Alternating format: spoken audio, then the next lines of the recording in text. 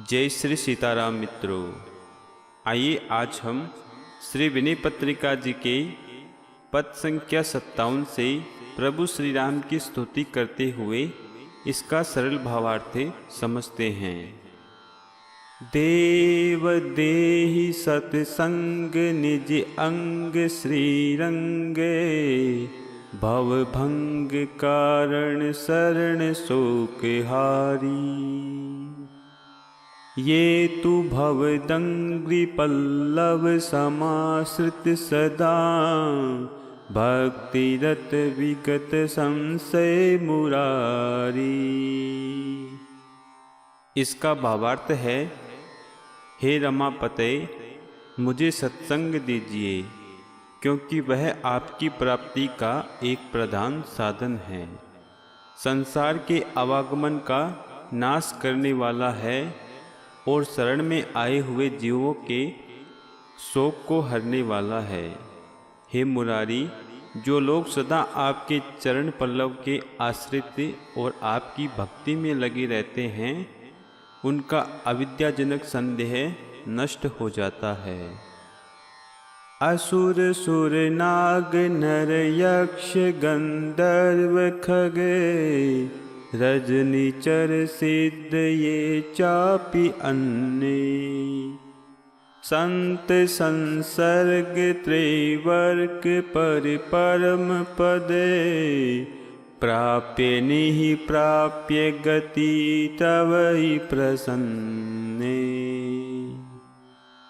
अर्थात दैत्य देवता नाग मनुष्य यक्ष गंधर्व पक्षी राक्षस सिद्ध तथा और भी दूसरे जितने भी जीव हैं, वे सभी आपकी भक्ति में लगे हुए संतों के संसर्ग से अर्थ धर्म और काम से परे आपके उन नित्य परम पद को प्राप्त कर लेते हैं, जो अन्य साधनों से नहीं मिल सकता, परंतु केवल आपके प्रसन्न होने से ही मिलता है। व्रत बलि बाण प्रहलाद मय व्याध गजे, ग्रद्ध द्विज बंधु निज धर्म त्यागी। साधु पद सलिल निर्धूत कलमस सकले, स्वपच यवनादि केवल्य भागी। अर्थात वृत्तासुर बलि बाणासुर प्रहलाद मय व्याध वाल्मीकि गजेंद्र सिद्ध जटायु और ब्राह्मणोचित क्रम से पतित अजामिल ब्राह्मण तथा चांडाल यवन आदि भी संतों के चरणोदक से अपने सारे पापों को धोकर कल्याण पद के भागी हो गए। शांत निरपेक्ष निर्मम निरामय अगुणे, शब्द ब्रह्मोक पर ब्रह्म ज्ञानी। दक्ष समद्रक स्वद्रक विगत अति स्वपरमति, परम रति विरति तव चक्रपाणी।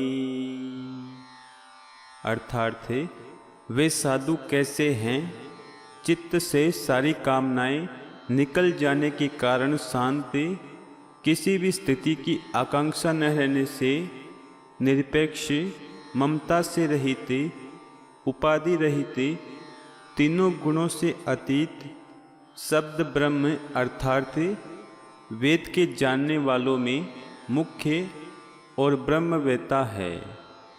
जिस कार्य के लिए मनुष्य देह मिला है, उसे पूरा करने में कुशल, समदृष्टा, अपने आत्म स्वरूप को जानने वाले, अपनी पराई बुद्धि अर्थात भेद बुद्धि से रहित, सब कुछ अपने श्री राम जी का समझने वाले, और हे चक्रपाणे, वे संसार के भोगों से विरक्त और आप परमात्मा के अनन्य प्रेमी हैं। विश्व उपकार हित व्यग्रचित सर्वदा, त्यक्त मद मन्युकृत पुण्य राशि। यत्र तिष्ठन्ति तंत्रेव अज सर्वहरि, सहित गच्छन्ति क्षीरावधिवासी। अर्थात संसार के उपकार के लिए उनका चित्त सदा व्याकुल रहता है। मद और क्रोध को उन्होंने त्याग दिया है और पुण्यों की बड़ी पूंजी कमाई है। ऐसे संत जहाँ रहते हैं वहाँ ब्रह्मा और शिवजी को साथ लेकर क्षीर समुद्र निवासी श्री हरि भगवान आप से आप दौड़े जाते हैं।